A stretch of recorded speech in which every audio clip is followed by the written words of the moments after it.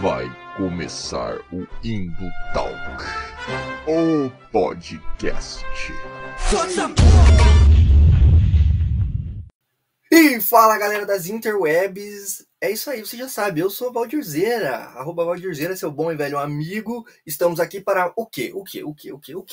Mais um episódio do Indo Talks, é isso aí mesmo, o podcast, o Indo Talk, o melhor podcast que você já ouviu, que é produzido por mim e em Curitiba, tá? É o melhor podcast produzido por mim em Curitiba que você vai encontrar na internet. Não tem outro melhor. Nesse episódio, nós vamos seguir em nossa árdua tarefa, em nossa árdua batalha, que está cada vez mais difícil, meus amigos. Mas não desistimos nunca, pois somos brasileiros. E é justamente sobre isso que a gente vai falar, cultura nacional. Vamos valorizar a cultura nacional. Se você está acompanhando aqui o Indo Talk, esse ano de 2022, você sabe que nós estamos aqui numa batalha para valorizar a cultura nacional e para limpar nossa barra com nós mesmos. Vamos nos reconciliar com a nossa pátria, que foi aí o patriotismo de goela aí, né? Fez a gente ficar meio de cara com os nossos símbolos nacionais, com a nossa cultura nacional. Mas calma, essa galera vai passar, tá ligado? Esse caos vai passar e a gente vai poder de novo sentir orgulho de ser brasileiro, tá? E é isso que é a nossa tarefa aqui. E porque 2022 é um ano simbólico, é um ano muito importante, né? Então vamos resgatar a nossa cultura nacional. E hoje, dessa vez, vamos falar sobre o quê? Sobre livros, literatura nacional, sim, porque literatura nacional é muito bom, meus amigos. É uma coisa muito boa, é apetitosa, é gostoso de ler literatura nacional. Leia livros nacionais, gostoso demais. Tá? Até rimei, ó, que legal. E aí a gente vai continuar um papo que a gente começou lá no ano passado, não sei se você se lembra, convidei umas pessoas aqui para falar sobre literatura. Ler clássicos no ensino médio é bom? Desperta o senso crítico dos nossos adolescentes ou é um desserviço? Esse papo já foi, esse papo tá lá no episódio, você tá vendo no YouTube, vou deixar o card aqui em cima, se você tá no Spotify, volta nos episódios aí, escuta. Mas hoje a gente vai continuar esse papo, falando sobre literatura nacional e perguntando assim, a questão que vai me mover nesse debate é: existe clássico contemporâneo? Essa é uma pergunta, essa é uma indagação, né, que eu faço aqui porque eu trago provocações, não trago respostas, pois respostas não tenho só perguntas, é tudo que eu tenho. Então eu trago pessoas que são mais habilitadas para falar de coisas do que eu, né? Porque eu sou meio Zé Ruela, sou meio bobalhão, não sei falar de nada, tá ligado? Então eu chamo convidados. E eu trouxe dois convidados sensacionais, meus amigos, sensacionais. Eu vou chamar eles aqui, ó. Primeiro, minha boa e velha amiga Suzana e o meu bom e velho amigo professor Otto. Bem-vindos novamente aí, gente, ao Indo Talk, o podcast. Obrigada pelo convite, Valdir. Sou muito feliz de estar novamente aqui. Para quem não me conhece, eu sou a Suzana, então eu tenho um canal no YouTube chamado Leitora Perdida. Também tenho o Instagram, Leitora_Perdida. Se inscreva no meu canal. A gente fala um pouquinho de tudo lá. Massa. Beleza, obrigado mais uma vez pelo convite. É uma honra e uma alegria estar aqui conversando com vocês sobre um tema que me interessa, né?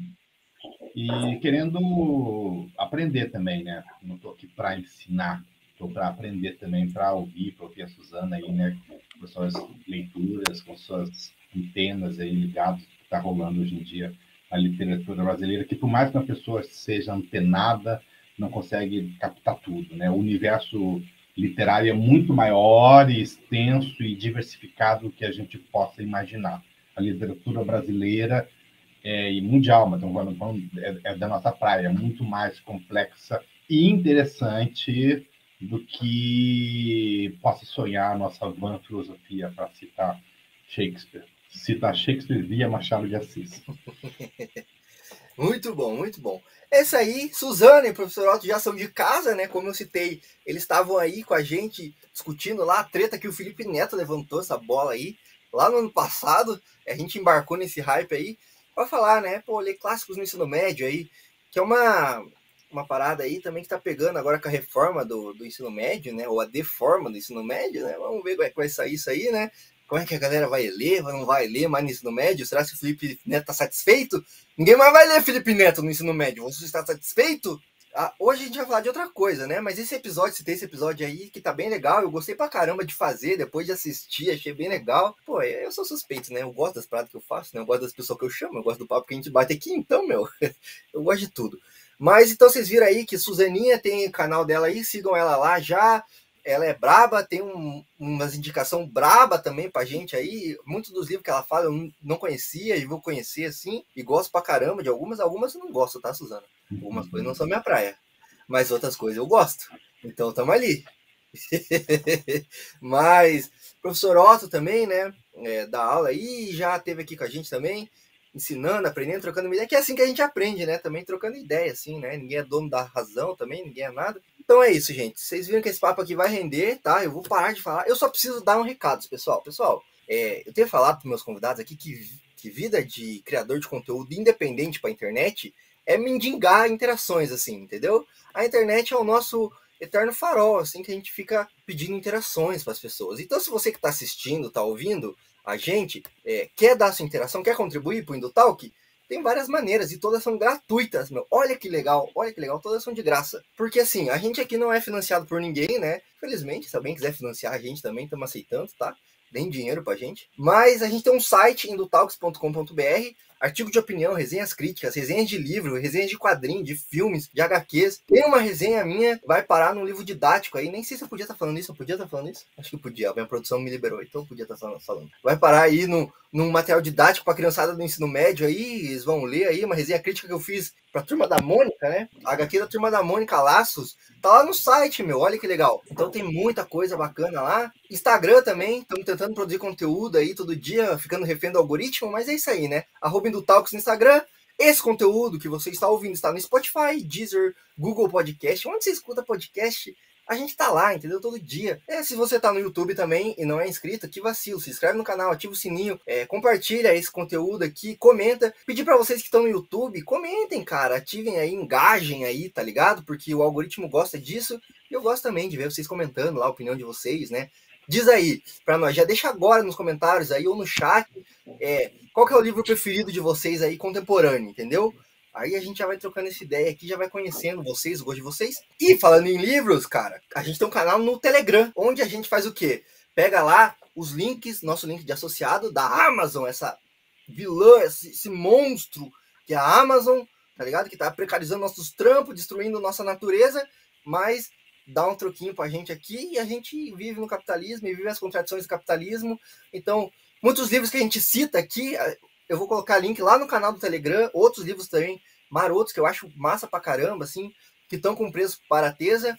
Eu deixo o link lá, você compra, não paga nada mais por isso, pega umas promoção massa e um troquinho, uma merrequinho, uns centavinhos dessa compra vem pra gente do Indutalk, porque a gente tem um grande sonho aqui, que é comprar um microfone profissional aqui para esse podcast. Vocês ouvirem minha voz boa, assim, no ouvidinho de vocês, assim, falando coisas agradáveis, como destrua o patriarcado, acabem com o capitalismo. Imagina essa minha voz, assim, falando isso no ouvidinho de vocês. Que delícia que vai ser, Brasil! Então, já entre lá no canal Telegram. Suzana tá no nosso canal Telegram, né? Eu vi, Suzana tá lá. Então, pô, se vocês não estão, estejam lá. E é isso, gente. Corri aqui com os recados, porque eu quero tirar essa parte chata da frente. E vamos pro papo, então, pessoal. Vamos pro papo, que é para isso que nós estamos aqui e é por isso que nossa audiência está aqui. Como eu já falei, né, umas 3 vezes aí, a gente fez um episódio sobre ler clássicos do ensino médio. É importante ou é de serviço? Vou perguntar para vocês curtiram fazer? Como é que foi para vocês, assim, fazer esse episódio aí?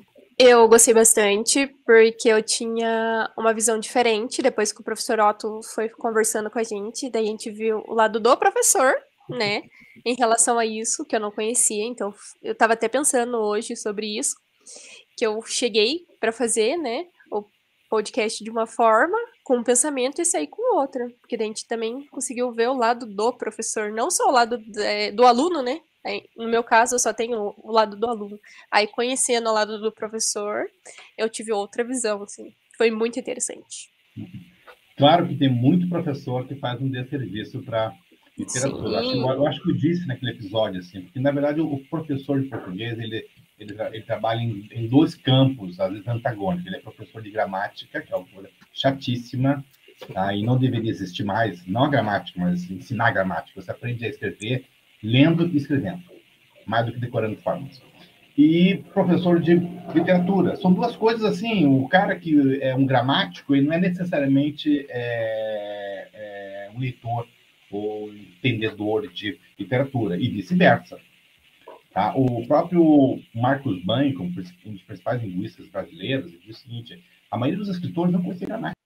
Então, o professor de português e literatura, ele se virá para te ensinar o que é uma oração coordenada, subordinada, sindética, ao mesmo tempo, a Machado de Assis. E, geralmente, ele, nessa segunda praia, ele não gosta. Ele lê Machado de Assis no ensino médio, na faculdade, e não curte. Entendeu? Então, se você não gosta de jogar bola, como é que você vai ser professor de futebol? Se você não gosta de digamos, esforço físico, como você ser professor de educação física? Não funciona. Tá? Se você não gosta de música, como é que você vai ensinar a dançar? Tá? Então, muitos professores, além de todo o problema que nós temos no Brasil, da pauperização da profissão, do professor, da desvalorização simbólica e social, né? Aqui no Brasil, o professor está na última categoria, ele chega lá no banco para pedir o financiamento. Qual que é a profissão? Professor, já não consegue mais nada. Professor do ensino básico e público já chama a polícia ali na porta do banco mesmo. Né? Então, além de tudo isso, né, nós temos, então, esses problemas. Mas veja só, no mundo ideal, né, a função da escola é o seguinte, é oferecer ao aluno a entrada no universo que ele não conhece. O universo que ele já conhece, beleza. Tá? Aquilo que fala o Marcos Banho, ou muitos linguistas, né? A função de ensinar a língua portuguesa não é desvalorizar as maneiras de falar, mas apresentar ao aluno, digamos, entre aspas, a norma culta, para que, através dela, ele possa ter acesso a lugares de prestígio e poder aos quais ele não teria acesso se ele chegasse assim, falando assim, cheguemos. Numa entrevista de emprego, ele já seria desvalorizado, embora isso, linguisticamente, não existe forma certa ou errada, as línguas mudam. Mas ele tem que ter acesso à norma culta para ter possibilidade de um mínimo de ascensão.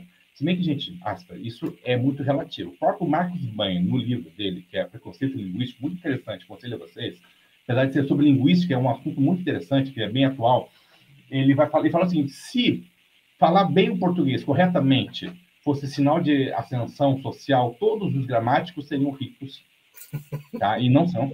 Todos os professores de português estariam ali nadando em dinheiro e não estão. Ou seja, isso é outra lenda urbana, né?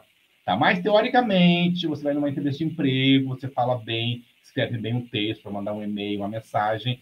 Isso, teoricamente, te ajudaria no mercado de trabalho. Tá? Então, a função da escola é isso. Na questão da literatura, abrir as portas para um universo ao qual essa pessoa não estava.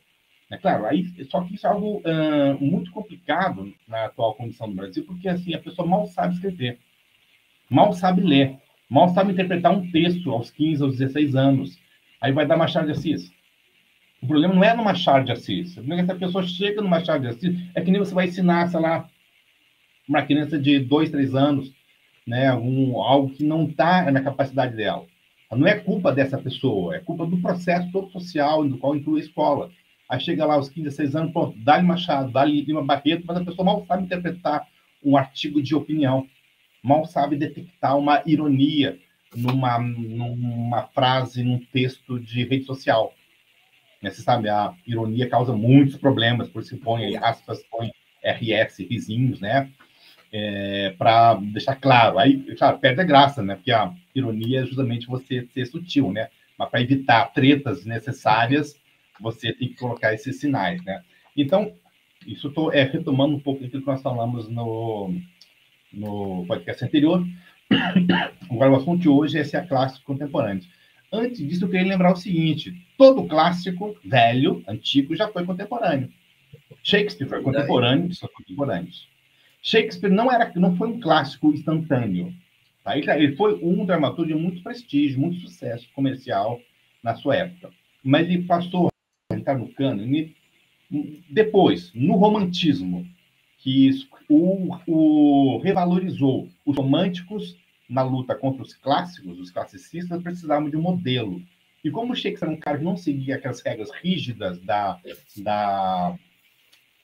dramaturgia clássica grega, eles, e além de ser um cara genial, eles elegeram, né, os alemães, os pré-românticos, os românticos, elegeram o Shakespeare um modelo. Aí ele entra no cânone, 200 anos depois, 2 séculos depois. Mas nós temos alguns autores que já se tornaram, assim, na sua época, clássicos instantâneos. Machado de Assis, antes mesmo de lançar o seu maior livro, Memórias Póstumas das Cubas, uma disputa se é esse ou se é Dom Casmurro, são os seus dois grandes clássicos, já era considerado no Brasil o maior escritor brasileiro. E se você lê os romances antes de Memórias Póstumas, são romances ruinzinhos, sabe? Assim, não que sejam ruins, tá? Mas não são geniais. Mas ele já era considerado... Eu estou falando ruinzinho no padrão Machado de Assis. Sabe? Assim, romances piegas, romances românticos, em meio ingênuos, tal. O contrário do que seria o Machado após Memórias Póstumas. Mas ele já era considerado o maior escritor em seu tempo. Quando foi lançado Grande Sertão Veredas, em 56, já foi recebido, esse é um puta livro. Quando foi lançado Ulisses, está fazendo 100 anos do lançamento de Ulisses, apesar de quebrar todos os paradigmas e regras do romance, né, tradicional, já foi visto antes de ser lançado, né, porque tinha sido lançado alguns fragmentos, né, já era aguardado como um grande romance do século XX. Né? Então, mas, por outro lado, tem clássicos que não receberam a consagração na hora. Eu me lembro do Proust, que está fazendo também, né, 100 anos. Se bem que a obra Em Busca do Tempo Perdido foi publicada ao longo de muitos anos. Mas o Proust faleceu em 1922. No primeiro volume do livro Em Busca do Tempo Perdido, No Caminho de Swan, um dos que leram o seu manuscrito foi o escritor, o autor de Moedeiros Falsos, agora me sumiu o nome dele. Tá. É um cara bastante famoso na época, tá, hoje meio esquecido, e ele leu e recusou o livro.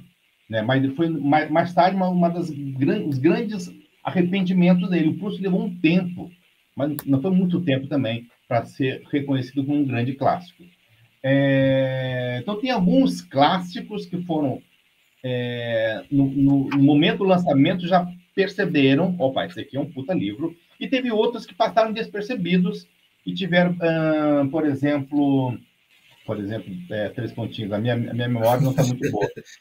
Mas... É uma colinha antes, eu estou com o livro aqui na cabeça, mas não me lembro o nome. Não, mas essa questão também não é só de livro também, né? Vários artistas assim também, né? Filme de música, né? Sim, cinema. Álbum, né? O próprio Van Gogh, né? Para ficar nos clássicos aqui, né? Uhum. O cara morreu... Mas, sobre clássicos hoje, né? Hoje. O Torturado, quem estava falando antes de começar aqui, ele já foi, sim, nas primeiras leituras e recepções, as pessoas já perceberam. Eu mesmo, quando li, foi antes, né, de ser, assim, estava começando ainda a ser falado, mas ainda estava... Era o tempo em que você conseguia falar com o Tamar Vieira Júnior pelo Messenger. Você mandava uma mensagem e te respondia. Agora ele não responde mais porque deve receber 500 por dia. Né? Então, ele não estava ainda bombando. Ele só tinha recebido o prêmio Leia. Mas quando eu li, já deu para perceber o passe, que lembra um romanção, um romance de 30. E ele é um exemplo. Né? Ele tem um sucesso de crítica. Isso é muito impressionante, muito alvissareiro, nacional, romance brasileiro, sem concessões ao gosto médio, e que, no entanto, caiu no gosto médio, né? E que quebra paradigmas, padrões, porque os protagonistas são duas mulheres, negras, quilombolas e pobres. Como nós estávamos conversando antes, isso talvez uma das razões do sucesso que esse livro talvez sirva um pouco de contraponto a determinado discurso conservador contemporâneo, que mostra um outro Brasil, um Brasil que resiste, que insiste, que é criativo, que é o Brasil, talvez, o mais interessante. Né? E é um livro que está tendo um sucesso extraordinário no exterior, tenta traduzir para todas as línguas.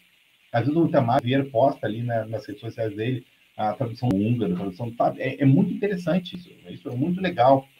Né? Nós que amamos o Brasil verdadeiramente, e amamos, né, nossa cultura, e é um escritor contemporâneo, jovem, negro, periférico, isso não é paulista, não é carioca, né?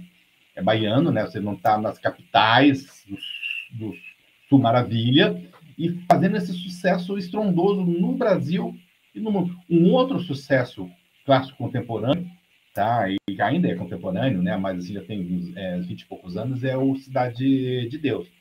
Né? Não estou falando do filme, mas do livro que deu origem ao que inspirou o filme, né? Ele já foi visto, assim, porque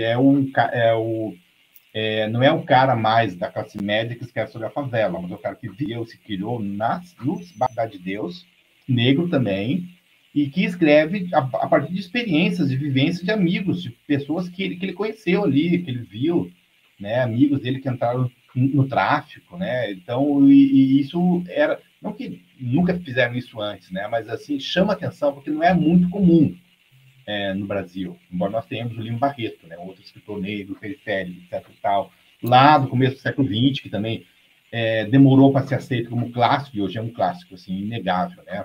Total. Também está fazendo aí 100 anos de morte, né? Pois é.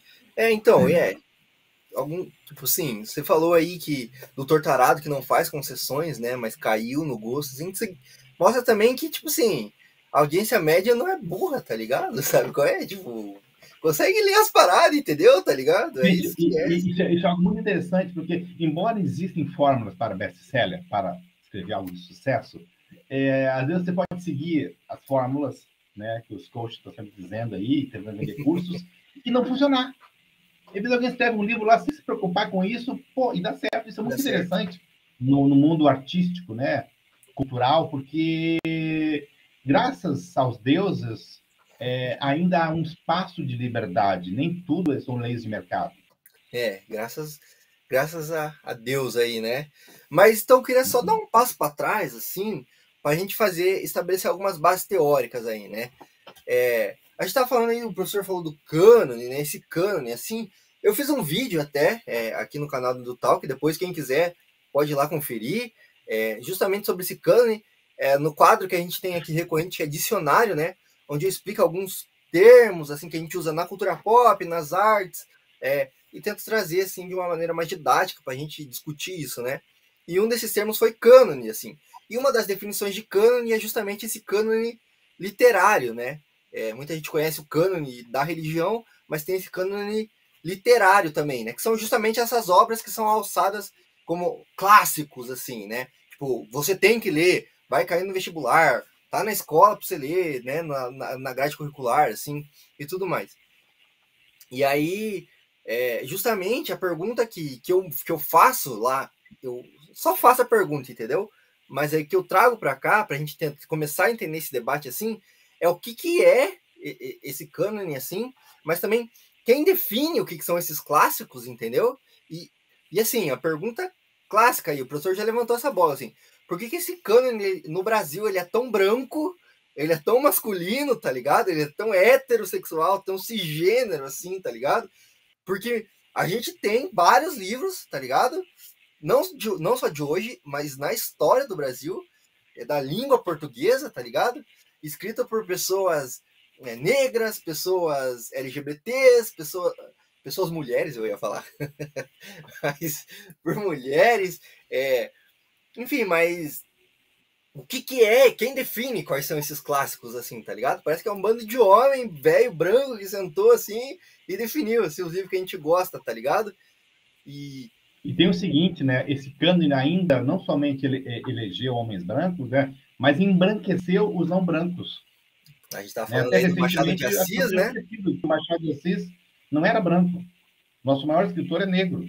Mas, assim, tinham apagado isso, né? De nossa memória, de nossa iconografia, né? Até no comercial da Caixa Econômica botaram um ator branco para representar o Machado de Assis. O outro, né? Agora estão celebrando 100 anos aí celebrando 100 anos da Semana de Arte Moderna, outro que não era branco, o Mário de Andrade, que não era hétero também.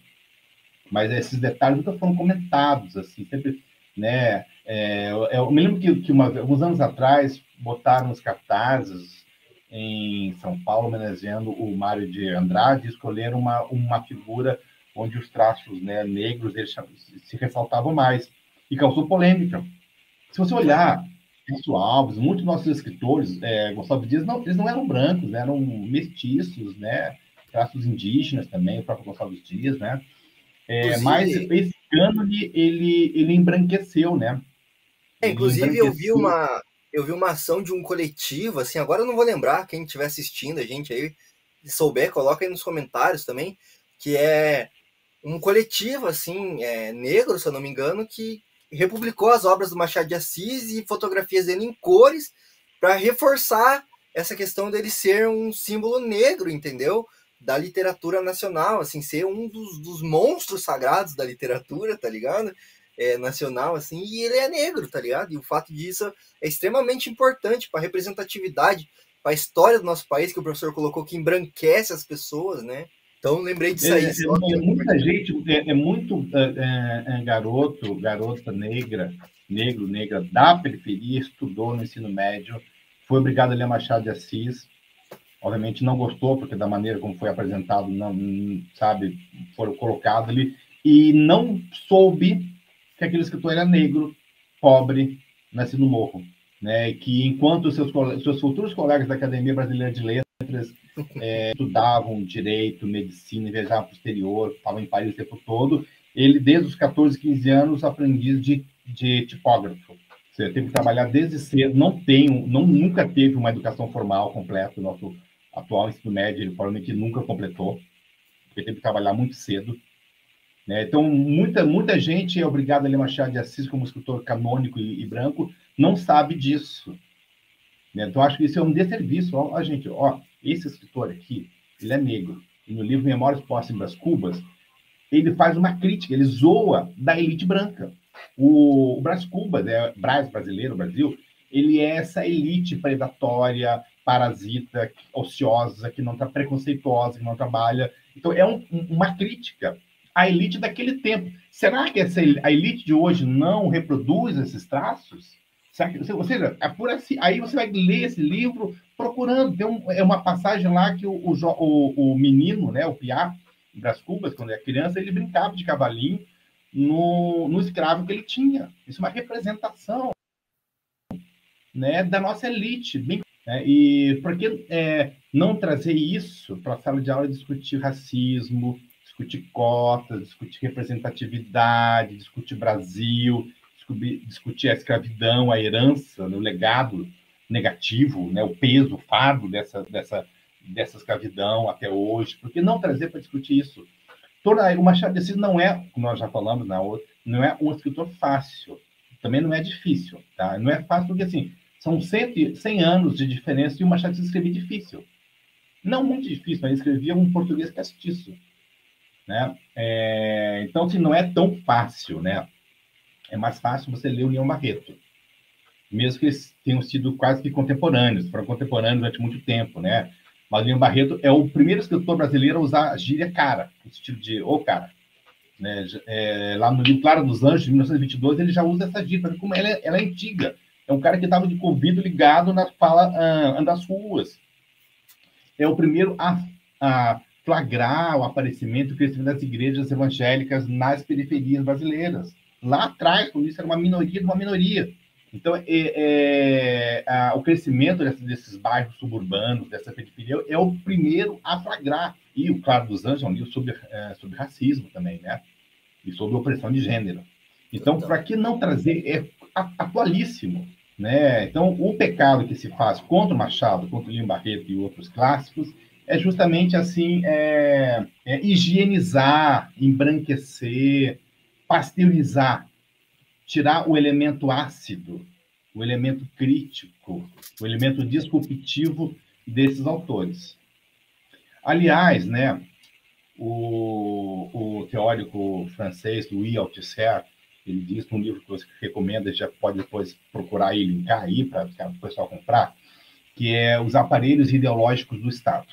Tá? O Estado capitalista, burguês, ele tem um aparelho repressivo. Então, você sai um pouco fora da casinha, você leva porrada na cabeça. Então, é a polícia, é o poder judiciário, é o guarda municipal, é o guardião das crianças. Esse é o aparelho repressivo do Estado. Só que o Estado não pode ficar dando porrada em todo mundo o tempo todo. Isso é muito chato, deselegante, pega mal, né? Entendeu? E caro também, claro, né? É caro. Claro que na periferia pode mais, né? É permitido mais, né? Mas, assim, o cara que está fumando baseado lá na Vila Pinto, que está fumando na Vicente Machado, vai ter um tratamento diferente do mesmo guarda, do mesmo policial. Você sabe disso, né? Mas também não pode dar porrada o tempo todo, porque pega mal. E pode um dia produzir uma revolta. Então, para isso, vem o aparelho ideológico do Estado, que faz a tua cabeça, para você obedecer. Para você ser um motorista de Uber feliz, né? E satisfeito, que apesar de você estar ferrado hoje, se você empreender e ter um pensamento positivo correto, você pode sair da pobreza, da miséria e ser um novo milionário. Basta você mudar o teu foco, o teu pensamento, não se queixar e pronto. Só que você fica ali 10, 20, 30, 40 anos se ferrando e ainda acreditando que um dia você vai ser um milionário. Nesse pouco, você pode chegar no naipe do Jeff Bezos, né? Ó, e isso aí, quem que faz isso, segundo o Althusser, é os aparelhos ideológicos do Estado. E para ele, na Idade Média, o principal aparelho ideológico do Estado era a igreja. Ele fala numa perspectiva europeia, que a igreja, quando ele escrevia, já não tinha nenhum poder, nenhum prestígio mais na Europa. Hoje no Brasil tem ainda, né? Bastante, ou sobretudo, né? Cresce cada vez mais, né? Mas ele fala assim, o principal aparelho ideológico do Estado hoje é a escola. A função da escola, já estou citando aí o Foucault, é pegar um garoto, uma garota rebelde ali de 5, 6 anos, né, que mal para sentado, e aos 18 anos entregar um corpo dócil ao mercado. E nesse ponto, a própria literatura entra, né, nesse instrumento de fazer a cabeça. Por isso ela precisa perder os seus elementos assim rebeldes. Né? Por isso que o professor que lembrar, né, que o Leon Barreto tinha simpatias, por exemplo, era anarquista, louvou a Revolução Russa, escrevia em jornais anarquistas, ele lembrar isso daí não é legal, né? Falar do racismo, tá? Então ele tem que... então, eu acho isso interessante e paradoxal. Ao mesmo tempo que a escola cumpre esse papel de aparelho ideológico do Estado, e dentro da escola entra a literatura nem sempre se comporta bem nesse parâmetro. Porque se você for ler mesmo, né, você vai ser rebelde, né? Você vai questionar, né, a vida como ela é. Dizer, há outras possibilidades de vida, né? Há outras alternativas, um outro mundo é possível. Você pode começar a pensar assim. Né? Por isso que a literatura tem que ser ensinada de uma maneira assim, muito chata. Tá? Porque se o piá e a moça, a menina vira leitora, tá? Ele vai querer organizar um momento de greve ali. Total, né? Ou vai começar a questionar, assim, né? Quem foi que disse que tá ligado? Por que o meu lugar é aqui, entendeu? Por que né? Tá ligado? Por que uma vez, numa entrevista da CBN, um empresário foi sincero e falou o seguinte: não me interessa que o meu funcionário pense. Né? Às vezes, alguns empresários, né? Às vezes eles cometem um sincericídio, né? Porque, assim, para que ensinar Platão para o cara que vai fritar hambúrguer numa chapa? Para que ele tem que pensar em Platão, em Aristóteles? Para quê? Ele tem que apenas aprender as operações básicas da matemática, falar bem português, ter uma noção de inglês e pronto. O resto tem que aprender a obedecer. Então, a literatura pode desempenhar esse papel. Claro, às vezes ela é colocada com tanto cuidado que você lê Lima Barreto, lê Machado de Assis, lê Mário de Andrade e não percebe isso.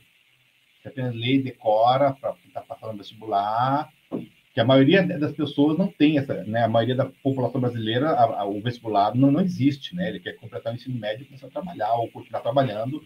A faculdade ou a universidade não está no seu horizonte de 80% dos nossos jovens, né? Mas precisa, porque com o ensino médio completo ele tem um salário melhor. Total, e agora também com essa deforma aí do ensino médio, né, tá ligado? Isso aí vai ficar cada vez mais evidente, assim, né? O aluno vai ter que aprender a fazer conta e assinar o próprio nome e fazer um curso técnico ali, tá ligado? Quando muito, assim, aí pra aprender a fritar pão na chapa, pra aprender a apertar botão aí, tá ligado? Sem desmerecer nenhuma profissão, entendeu? Não é esse o ponto, tá ligado? Mas a questão é que a escola também tinha que ter um papel de senso crítico, assim, entendeu? E aí eu lembro do meme, assim, que ensina pra caralho a gente, tá ligado? Que é justamente aquilo lá. Substituir filosofia, sociologia, literatura nas escolas por educação financeira é ensinar o aluno, ensinar o pobre a administrar o pouco que ganha, em vez de questionar por que ganha pouco, tá ligado? Sabe qual é? E aí a gente fica preso nessa, assim. E aí só tem que tomar um cuidado também, assim, eu acho, para não cair no outro extremo, que é dividir, um abraço aí pros olavistas, que é dividir entre alta cultura e baixa cultura, entendeu? Como se, tipo assim, Ah, não, esse bagulho aqui é baixa cultura, é mundano, é dessa galera aí que não sabe pensar, tá ligado? É literatura desses autor novo aí hoje em dia, que escreve besteira, tá ligado? Dessa piazada aí que tá escrevendo conta aí, ó, entendeu? Já fazendo meu jabá aqui, ó. Dessa piazada que tá fazendo conta, né? E outra coisa é o Machado de Assis, tá ligado? É a galera lá da academia, os caras são foda, tá ligado? Também não é assim, entendeu? Porque que nem o professor colocou, uma hora o Machado de Assis foi um piado da quebrada, entendeu? Que tava lá publicando suas histórias, assim, tá ligado? Então tem que também ter esse traquejo, assim, né? Senão a gente começa a taxar todo mundo de burro, entendeu? Ah, você não entende Machado de Assis? Nossa, que burro, tá ligado? Não, eu só queria falar um pouquinho que vocês estavam falando sobre o Machado de Assis, né? Então, ano passado eu li, e foi um livro que eu tive um pouco de dificuldade. E daí, o que eu fiz? Eu comprei uma história em quadrinho do livro, que daí eu consegui visualizar um pouco melhor a história. Qual livro que foi? Foi Memórias Próximas. Eu tive um pouco de dificuldade, assim, de entrar na história. Então eu comecei a ler, e daí eu comprei a história em quadrinho, e daí eu li a história em quadrinho, li a história, e foi uma forma que eu consegui entender melhor. E eu sou uma pessoa também que gosto muito de história em quadrinho. Então eu gosto muito de ter livros em história em quadrinho pra mim, sempre tá, tipo, lendo. E daí eu também não tenho costume de assistir novela, mas na quarta-feira eu fui na minha mãe e tava passando uma cena no qual um personagem negro escreveu uma história, um trechinho, e ele foi lá, os caras convidaram ele lá pra ir lá. Aí quando chegaram, viram que é um personagem, né, negro, não quiseram que ele continuasse a história. Daí ele falou, mas tem um autor que é negro, famoso, porque eu não posso ser? Eles, não, porque a gente não tem interesse em você. Mas tudo bem, o amigo dele que é branco, se fosse a história dele, seria ótimo, né? Então, tipo, foi um trecho da novela, assim, que eu só assisti esse pedaço e me marcou muito, porque é uma história de época, né? E era bem marcante isso naquela época. E a gente também estava falando um pouco antes sobre escrever livros, né, em periferias e tal. E eu gosto muito do livro nacional por causa disso. Você poder ler uma história que se passa no Brasil. Eu tenho algumas amigas, né, esse nicho aqui em cima, aqui, ó, todos esses livros aqui são meus livros nacionais. E tem muitas meninas que escrevem livros que se passam em Nova York, e essas coisas. E eu acho legal, mas os que mais me agradam é aquele que se passa no Brasil. E o meu querido amigo Valdir, aqui, ó, um ótimo escritor, sério, gente. Ele escreve muito bem. Eu tive o privilégio de ler o conto dele antes de ser publicado. E ele escreve, e foi sobre o tema Egito, só que se passando em Curitiba. E é incrível. É muito incrível, porque você conhece o lugar. Então, ele até escreve sobre o museu que tem aqui em Curitiba. E eu nunca fui nesse museu, mas quando eu for lá, eu vou lembrar que ele escreveu baseado nesse museu.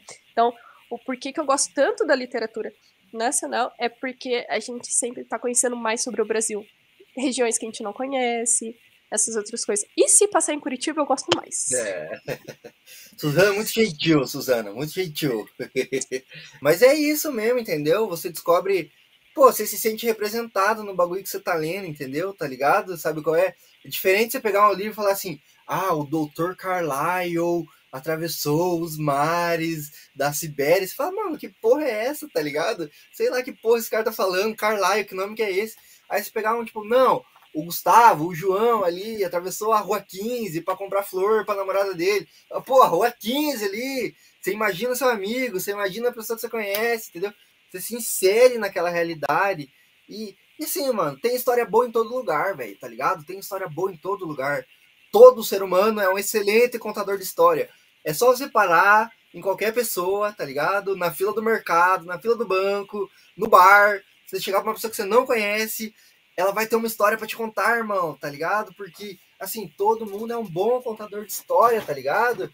Então, esse clássico, esse cânone, assim, tem que nem o professor colocou aí, aparatos ideológicos, assim, e tem um recorte de classe, de raça e de gênero muito bem estabelecido para dominar, para perpetrar essas dominações, assim, tá ligado? Suzana falou aí da cena, eu lembrei, tava gravando um vídeo esses tempos aí sobre o guia de leitura de Capitão Fantástico, tá ligado? Um filmaço, inclusive, quem não assistiu, assista Capitão Fantástico. E tem várias citações a livros nesse filme, assim, e um deles é Middlemarch, tá ligado? Que é um livro aí da Inglaterra provinciana, do século XIX, sei lá. Mas, enfim, é um livro que se passa na Inglaterra e a autora teve que usar um pseudônimo, tá ligado? Para poder publicar esse livro, assim, George Eliot, que é o pseudônimo da Mary Ann Evans, tá ligado? E, assim, ela teve que usar o pseudônimo porque, mano, se ela publicasse no nome dela, Mary Ann, ninguém ia publicar um livro de uma mulher, tá ligado? Sabe qual é? E aí, George Eliot parece nome de homem, tá ligado? Então dá pra publicar. Pô, tem o nome de um homem, vamos publicar, tá ligado? Agora, a J.K. também, né? J.K. Rowling também. Foi o mesmo caso. Também. Então é isso, filha, né? Porque não mostra o nome feminino, né? Não mostra o nome feminino. A Marge Sand, né? Que é uma escritora francesa com nome masculino também, né? Publicou o nome de Jorge, né?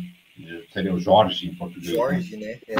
Nome masculino, né? Vamos colocar assim, porque... Você compra um livro lá do Seu Jorge, de repente não é o Seu Jorge que escreveu. É isso. E assim, mesmo esses livros, assim, muita crítica negativa, assim, simplesmente por ser escrito por mulher, por ser escrito por negros, assim, entendeu? E aí sendo que tem livro muito mais bosta, assim, entendeu? Mas também é uma outra questão, tá ligado? E assim, a galera fala, não, você tem que ler livros. Cara, nem todo livro é bom, tá ligado? Vamos começar por aí. Nem todo livro é bom também, tá ligado? Não é meu papel aqui julgar qual livro você deve ler, qual livro é bom também. Vai lá, lê e faça a sua crítica, irmão, tá ligado? Cada um faz a sua cabeça aí. Mas assim, tem livro muito bosta, de homem que escreveu e todo mundo fala, meu Deus, um primor, olha como escreve bem. E aí o livro é escrito por uma mina lá, os caras falam, é o clássico ser mulher, tá ligado? Numa sociedade patriarcal, assim, tá ligado? Você sempre vai ser desvalidado, qualquer coisa que você faça, assim, você tem que ser 2 vezes melhor, tá ligado? Eu acho que esse primeiro bloco aqui eu já cobri, eu fiz várias perguntas assim sobre elitista, racista, acho que a gente foi debatendo isso aqui, né, ao longo da conversa, e a gente chegou que sim, tá ligado?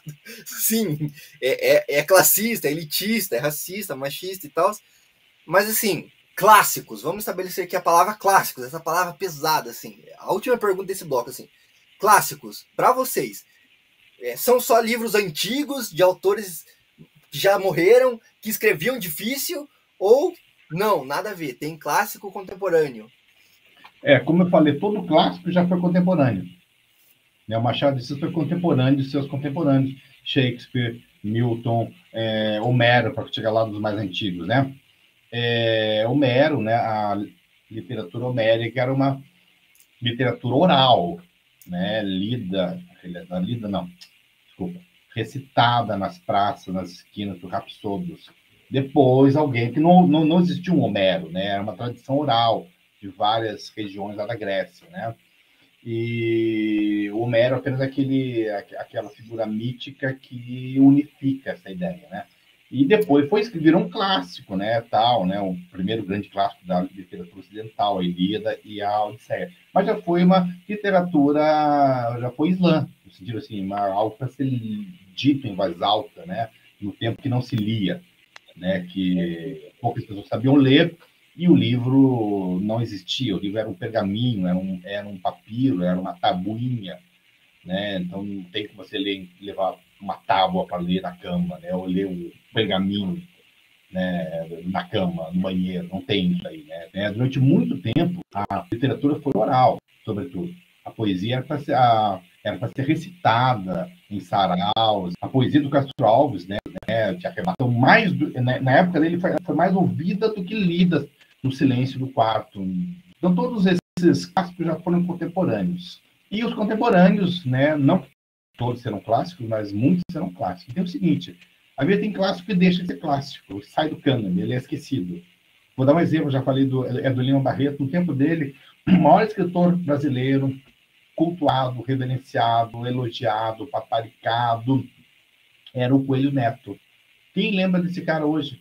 Lima Barreto era assim, era o mulato bebum, pobre, metido, e hoje o Lima Barreto está no cânone. E o Coelho Neto é uma nota de rodapé na história do Lima Barreto. Ou seja, então, essas coisas mudam muito.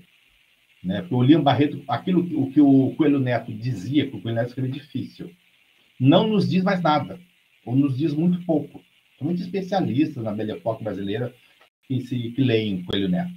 Mas aquilo que o Lima Barreto escrevia continua contemporâneo e atual, porque racismo, discriminação de classe, de raça e de gênero, pobreza, exploração, sonhos, opressões e favelas, subúrbio, pobreza, Brasil, é o que nós encontramos até hoje. Né? Então, o Lima Barreto continua atual. E também tem clássicos que você já percebe, tem clássicos que amadurecem. Né? Precisa de um tempo de maturação para virar clássico. Então, o best-seller é aquele que bomba agora, mas pode ser esquecido. Se você pegar uma lista dos 10 mais vendidos de 20, 30, 50 anos atrás, você vai ficar impressionado. Quanto livro que vendeu que ninguém mais lembra. Vai ter um livro ali que ficou ali, né, debaixo das paradas e foi ganhando a atenção. Mas tem alguns livros que já aparecem como clássicos no começo, porque eles impactam. Por exemplo, O Apanhador no Campo de Centeio, On the Road. Né, se percebe, quando foi lançado o Jack Kerouac, o autor de On the Road, era um cara ferrado, fedido, beatnik, né? Há 10 anos tentando publicar o livro, quando ele é publicado, aí sai uma resenha, não sei se no New York Times, e amanhece, né, de madruga, para na manga de revista comprar, né, o jornal onde ia sair a resenha, ele lê a resenha e fica impactado, porque, né, louvam o livro dele, né? É um novo clássico americano, e ele intui que a vida dele particular, privada, acabou naquele instante. Ele tem uma intuição, e realmente, né, a fama fez mal para ele. Tanto que ele vai morrer 10 anos depois, 10 poucos anos depois, em bêbado, conservador, reacionário. Ele ficou reacionário no final da vida, né? A fama não fez bem para ele, né? Mas, assim, o livro dele que foi lançado se sentiu, né? Ou seja, interpretava uma nova América. Né? Ou seja, ele antecipa os movimentos de rebelião e rebeldia dos anos 60 nos Estados Unidos e no mundo. O negócio de cair na estrada, né? Porque na estrada, né? São histórias de jovens brancos que rejeitam os valores brancos, né, da cultura norte-americana e se identificam com os negros, com os chicanos, com os imigrantes, com os pobres. É uma passagem antológica no On the Road, que eu não me lembro, assim, né, minha memória é péssima, né, tá bichada, assim, né, há muito tempo. Mas é mais ou menos o seguinte, ele fala uma hora, o narrador fala o seguinte, né, o narrador protagonista, né, eu queria ser um negro, eu queria ser um chicano, eu queria ser um mexicano, eu queria ser um chinês carregando sacos pesados. Existe uma série de categorias marginalizadas, periféricas nos Estados Unidos, naquele momento, né, até hoje, muitas vezes. E ele termina assim, menos aquilo que eu era. Ou seja, um branco desiludido. Então, ele antecipa, né, uma virada que se daria nos Estados Unidos dos anos 50 e dos anos 60. Né? Uma parcela considerável da classe média branca americana resolve dar as costas, né, para o status quo americano. Permitir, assim, filhos de advogados, de juízes, de médicos, não, eu não quero ser advogado do meu pai, não quero ter uma família que nem a do meu pai e da minha mãe, não quero ser hipocrisia, aí botava a mochila nas costas e caía na estrada. Né? Infelizmente, essa grande rebeldia foi depois controlada mais tarde, né? A CIA teve um grande trabalho para controlar isso aí, né? Mas, assim, abalou os pilares, né? Ameaçou a sociedade americana. Foi o fim do sonho americano, né? Por exemplo, né, quando o governo americano vê o estoque, beleza, um monte de maconheiro aí, mas se 10% dessas pessoas resolvem, né, se conscientizar politicamente. Por isso que a CIA perseguiu tantos panteras negras que são dessa mesma época, perseguiu ao ponto de prender, matar, assassinar, porque eles percebiam que ali havia uma real ameaça ao status quo. Então, assim, quando foi lançado o On the Road, assim, se sentiu. Estou dando um exemplo, o Apanhador no Campo de Centeio, se sentiu o Ulisses, né? O Grande Sertão Veredas, o Torturado. Alguns livros você sente ali no momento ali, nem todos. O Ferreira Goulart, um grande poeta contemporâneo, de não gostou do Grande Sertão Veredas. O nosso Wilson Martins, grande crítico paranaense, já falecido, também desceu o sarrafo no Grande Sertão Veredas. Nem todo mundo percebe isso, mas algumas pessoas percebem. Esse aqui vai ser um clássico. Esse livro vai entrar na história. E até hoje, o Apanhador no Campo de Centeio, se colocar lá no Google, você vê um dos livros mais vendidos do século XX, né? Perto da Bíblia, do Alcorão, J.K. Rowling, Senhor dos Anéis, e está ali. É um livro, assim, não é um livro, sabe, fácil, né? Também não é difícil, né? Pelo contrário. Inclusive, é o livro que o assassino de John Lennon levava debaixo do braço quando o assassinou. Sabe? Virou um ícone, né? Nesse caso, uma rebeldia completamente psicopata, né? Mas virou um certo ícone pop nesse livro, né? Que é a história de um adolescente fugindo da escola, né? Pois é. Porque é um momento crucial ali da vida, a escola te reprimindo, você cheio de hormônios e espinhas. Chega, não quero ser que nem meu pai. Desilusão, né? O fim do sonho americano. Essa é a pena que a gente tá conversando do sonho capitalista, né? Que é te vendido assim, e aí você não tem como bancar, né? Tá ligado? Mas é real, assim. Eu, pelo menos... O sonho americano, ele acabou nos anos 70 em diante. Ou seja, com a crise do petróleo. Até então, teoricamente, se você não fosse negro, não fosse mulher hispânica, você branco, você ascendia socialmente. Você ia ser mais rico que seu pai, como seu pai era mais rico que seu avô. Isso foi até os anos 70. Até a classe média branca americana, hoje, um americano médio, ele é geralmente mais pobre que seu pai. Isso falando do branco, não falando do negro, né, do hispânico, né? Com exceções, né? Geralmente ele está na mesma condição, é mais pobre. Então, esse sonho americano, ele implodiu. Mas nos anos 60, os Estados Unidos ainda estavam naquele crescimento econômico, né? Mas muita gente disse, eu não quero isso para mim. Eu não quero ter a geladeira do ano, não quero ter a família ideal, cortar grama no final de semana, não quero isso aí, não aguento isso aí, essa caretice.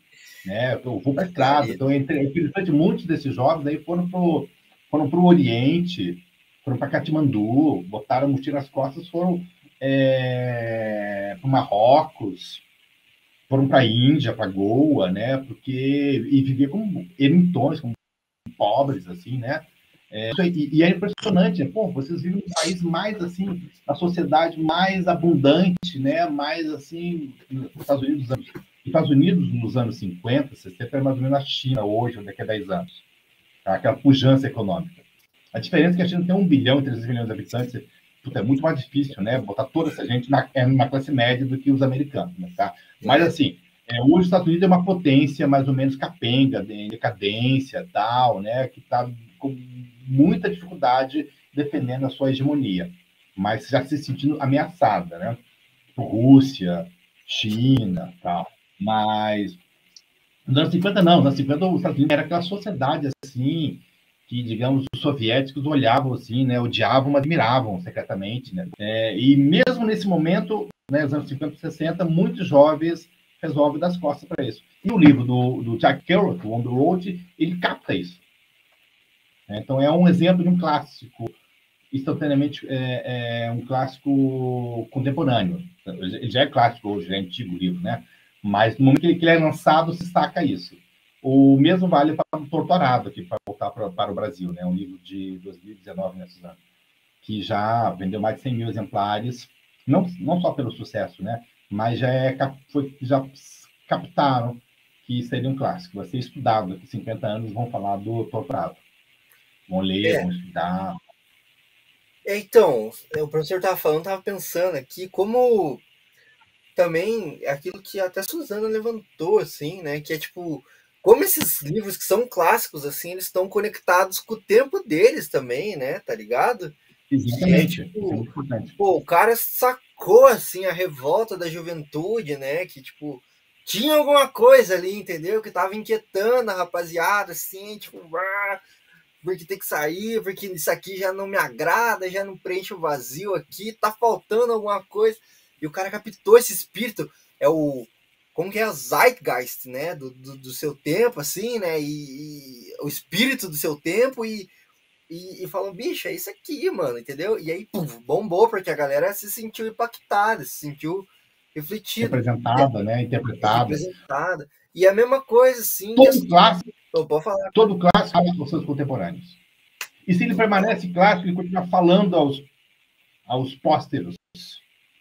Né? Marx, né, ele perguntava, pô, as condições econômicas e sociais da Grécia Antiga acabaram, estão extintas, mas a gente continua lendo e apreciando Homero.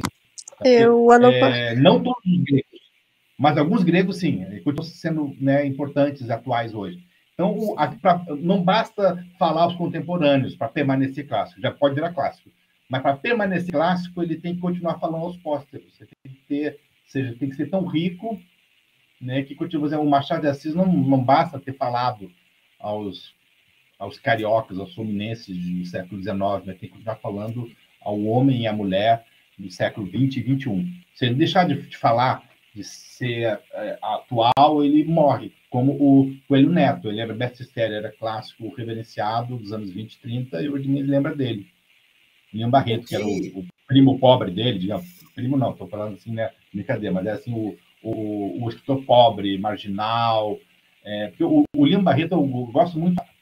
Há uma diferença fundamental entre o Machado de Assis e o William Barreto, de temperamento.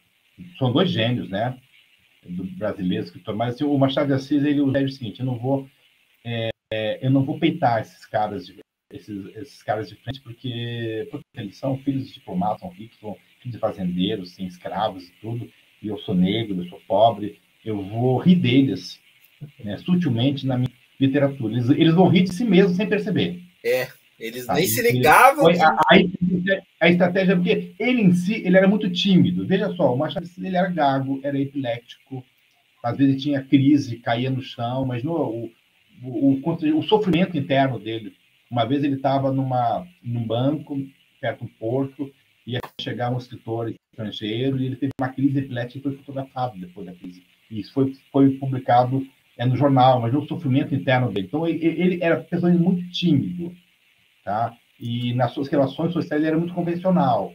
Tá? Ele deixou o seu lado crítico nas entrelinhas de sua literatura. William Barreto é aquele que chega já dando joelhada, né? Porque ele chega assim, né? Ele quer ser escritor, ele lia Dostoiévski, que estava por dentro das novidades, mas ele percebe que é uma barreira para ele, porque ele não é branco. Ele demora para cair a ficha. E quando cai a ficha, ele fica com muita ira, muita revolta, né? E se vinga na sua literatura sem papas na língua. Ele escancara o Brasil para o Brasil. E a elite brasileira da época não aceita isso. Ele não soube usar as regras, né, digamos assim, de sociabilidade. Ele foi muito cruel, muito duro, uma crítica muito acerba. Então, ele foi, assim, defenestrado. Né? Então, ele morre relativamente cedo, aos 40 anos, bêbado, né? Frequentando os botequins do subúrbio. E veja só, interessante, né? Ele frequentava os botecos e tal, mas ele sentia assim, pô, lá, legal os botecos, tá? Os caras são uma fauna que frequenta, legal, só que eu não consigo falar com eles de Dostoiévski. Os caras que leram Dostoiévski, que não estão nos botecos, não querem falar comigo. Então ele se sentia deslocado, né? Em todos os ambientes. Todo escritor mesmo, ele tem que estar meio deslocado no mundo. Ele está muito bem acomodado no mundo, ele não escreve bem. Ele pode escrever arte decorativa. A literatura tem que te incomodar. A literatura mesmo, assim... Quando o William Barreto foi preso não, quando ele foi internado no hospício, né? Uma hora ele estava nu e jogaram um jato de mangueira nele, assim, para limpar os piolhos e tudo, né? Das contaminações. E ele se consolou, veja que interessante isso, ao lembrar que Dostoiévski tinha passado por uma cena semelhante quando foi preso na Rússia czarista. E veja só, a distância temporal entre Dostoiévski e William Barreto não é muito grande. O cara aqui na periferia do mundo já estava por dentro da maior e melhor literatura contemporânea universal. Foda. Então, o William Barreto ele não se deu bem na época porque ele não usou essas, né? Ele expôs a hipocrisia da sociedade brasileira. Mas hoje ele é um escritor super cultuado, valorizado, lido, estudado, né? Hoje ele está entre os grandes. Sim. Tá? Ele continua falando ao Brasil. Então, assim, não basta ter sido clássico uma vez. Clássicos podem deixar de ser clássicos. Racine é um grande escritor francês e tudo tal. Ele é estudado na França. Quem lê Racine fora da França? Molière, da minha época, é lido até hoje. Escola de Mulheres, por exemplo. Você vai se rachar de rir de ler. Fica a dica aí. Aí eu, lá do século XVIII, XVII, XVIII, e o cartoon atual. Mas nem todo mundo permanece clássico. Ele permanece em uma leitura de nicho de alguns especialistas. Tá? O que na real é que meio foda também, né? Tipo, porra, o Machado a parada que fez o Machado de Assis e Lima Barreto ser clássico continua fazendo ele ser clássico hoje, né? Quer dizer, mudou porra nenhuma essa sociedade aqui, tá ligado? E aí é foda isso também, mas é um bagulho que fala ainda gerações, né? Que traz esse é uma pena que você lê Lima Barreto e fala assim, pô, o Brasil era assim. Você lê, mas fala, pô, o Brasil é assim. É assim. Eu gostaria de ler Lima Barreto e falar, puxa, o Brasil já foi assim, pô, que bom que mudou. Eu gostaria de, sei lá, se pudesse ser reencarnado daqui a 50, 60 anos e voltar e ler, puxa, o Brasil mudou. Por exemplo, se você lê um autor aí escandinavo contemporâneo, né, e lê um escandinavo ali, um Strindberg, alguém lá do começo do século XX, você vai ver que na Escandinávia havia pobreza, miséria, né, e eles resolveram pelo menos 90% desses problemas, não todos, né, resolveram bastante, né? Comparado com o Brasil, assim, é um paraíso, né? O porteiro e o ministro de Estado, os filhos frequentam a mesma escola. Não há essas barreiras como aqui no Brasil, quando a mulher pobre entra no clube, ela entra de uniforme, porque ela é babá, não como sócia. E tem os uniformes para deixar claro que ela não pertence àquele grupo. Tipo, o passaporte dela ali, né? Você pode entrar aqui porque está de uniforme, porque faz cerveja. Mas, Suzana, você ia falar uma parada aí, Suzana? Quero sim. O ano passado eu tirei, tipo, para ler bastante clássicos, então, tipo, eu li bastante nacional, eu acho que eu li uns 3, e também li alguns internacionais. E o clássico é bem aquilo que o professor falou, né? Algo que transcende, algo que se você ler daqui 50 anos vai estar falando com você como está falando agora.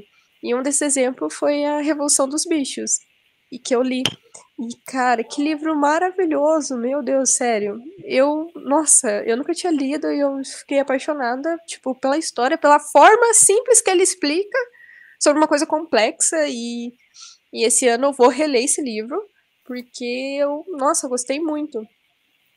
E também, assim, que nem um exemplo mais atual, assim, é o Alquimista, do Paulo Coelho. Eu acho que é um dos meus livros favoritos da vida. E ele foi escrito lá nas décadas de 80.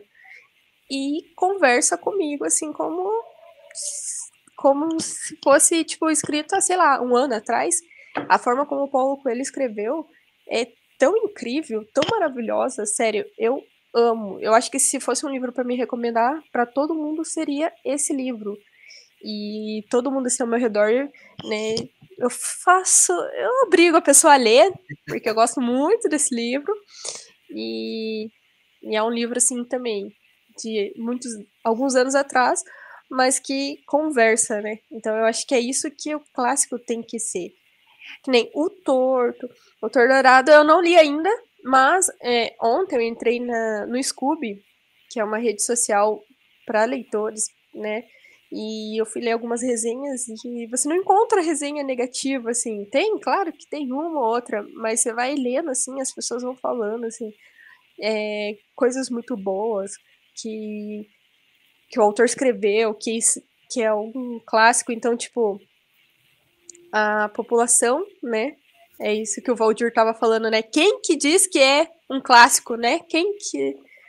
Ali, pelo menos nessa rede social, as pessoas, né, meio que um conjunto falaram, olha, esse é o mais novo clássico da nossa literatura.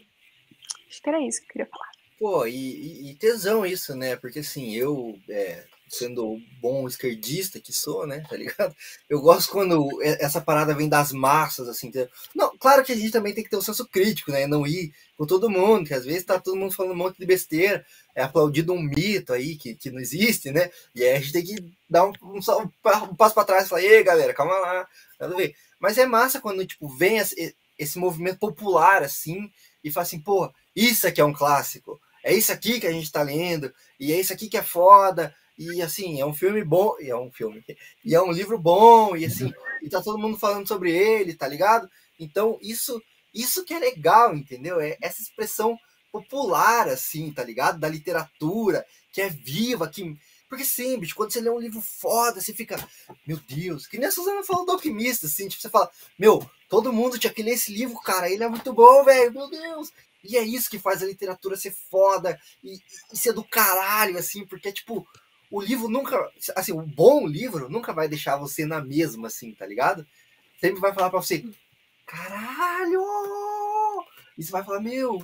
E isso é foda quando é um movimento que é ao contrário daquilo que a gente tava discutindo, né? Que é tipo, uma academia erudita, que vai sentar e vai escolher seus pares e vai dizer quem não lê esses livros aqui é burro e não entende de literatura. Isso é uma merda, entendeu? Então é legal quando tem esse movimento popular aí que a Suzana trouxe, né? E isso muito possibilitado pelas redes sociais também, aí, né? O Scooby, o próprio Instagram, muita gente falando de livro no Instagram, no YouTube. Mas, para a gente não estender esse debate aqui de infinito, tá ligado? Senão a gente ia ficar aqui horas e horas falando, né? Mas, para ir para esse segundo bloco aqui, avançar o nosso debate, se vocês tivessem que indicar, tipo, sei lá, 2 ou 3 livros atuais, assim, que escrito recentemente, tá ligado? E que já são clássicos, assim, quais livros vocês indicariam? A gente estava falando aí de Torturado, né? Então, Torturado, quais outros, assim, não sei quem quer começar aí também, mas 2 ou 3 livros, assim, que a nossa audiência tem que ler de pessoas que estão vivas agora, assim, ou que foram escritos recentemente e que já são clássicos, assim. Bom, como eu já disse, o Alquimista. Eu acho que é o primeiro que eu indicaria, porque é um livro sensacional. Sério, eu amo aquele livro. Eu acho que, assim, esse seria o primeiro que eu indicaria, porque eu acho que conversa com todos os públicos, né? Todas as pessoas. Eu leio muito romance, então talvez o romance que eu leio não agradaria a vocês, mas eu acho que, assim, ó, pra indicar mesmo, assim, de olho fechado, assim, é o Alquimista, do Paulo Coelho, sério. É incrível. E já é também um livro reconhecido, tipo, internacionalmente, né? É o livro favorito do Will Smith. Você vê? Meu Pô, também. então deve ser bom, né? Tá ligado, pô? O Paulo Coelho é uma celebridade internacional, né? Sim, Prestigiada, internacional. né? Do Brasil ao Irã. Tem leitores em todos os quadrantes do mundo.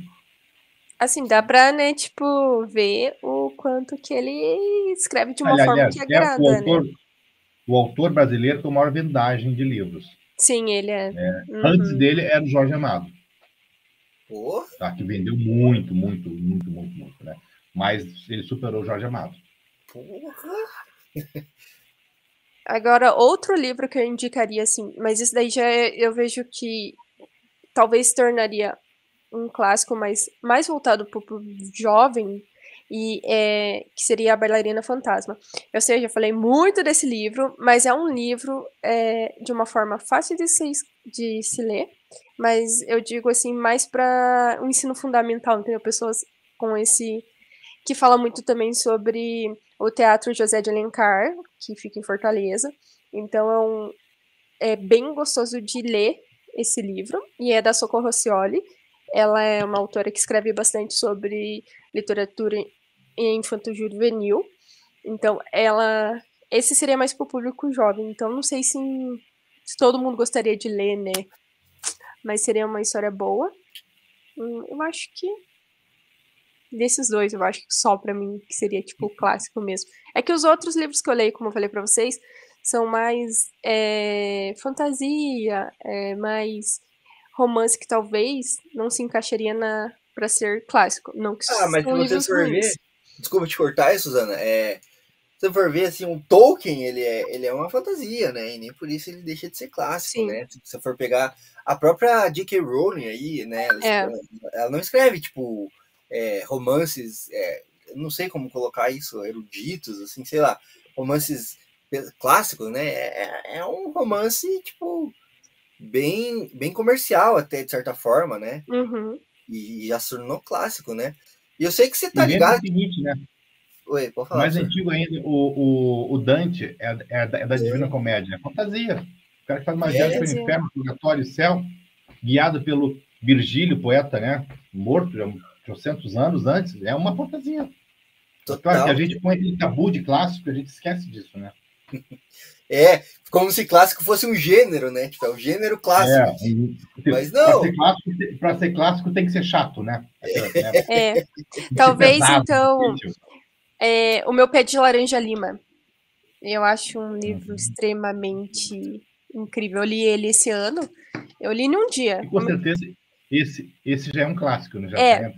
Já tá entre Já é. os livros mais queridos do Brasil. Sim, eu acho que eu não encontrei até hoje uma pessoa que não tivesse gostado do Meu Pé de Laranja Lima, porque é um livro fácil de ler, rápido, né? Que nem eu falei, eu comecei a ler de manhã, peguei para ler e terminei assim, porque você não consegue largar o livro por tão bom que é e tão sofrido e faz você pensar. E daí também volta aquele assunto que a gente estava falando da parte cultural, né, da época dos pais. Antigamente, né, os pais tinham muito costume de qualquer coisa bater na criança, não sei o quê, e daí volta muito isso, né? Mas, tipo era cultural muito isso. E daí faz você pensar, e daí ter aquela criança incrível, que com a idade que tem faz tanta coisa incrível. Então, Meu Pé de Laranja Lima, nossa, não tenho o que falar dele. Mas é assim, o que vem na minha mente é Meu Pé de Laranja Lima. Legal. Bom, de livros que eu li recentemente, né, no passado, esse ano, só para ficar assim, porque eu tenho aqui uma estante aqui, eu gosto muito de ler contemporâneos e conterrâneos. Eu tenho duas prateleiras aqui só de autores paranaenses. Eu acho que é legal a gente puxar um pouco a sardinha para nossa brasa, né? Mas, assim, de livros que eu li recentemente, além do Torturado, eu colocaria o Paulo Scott Marrom e Amarelo, que é sobre racismo também, ambientado em Porto Alegre, contemporâneo, ou seja, a história acontece hoje, no Brasil de hoje, meio fascista, a questão do racismo, porque são dois irmãos da mesma família negra, só que um irmão tem traços negros e o outro não.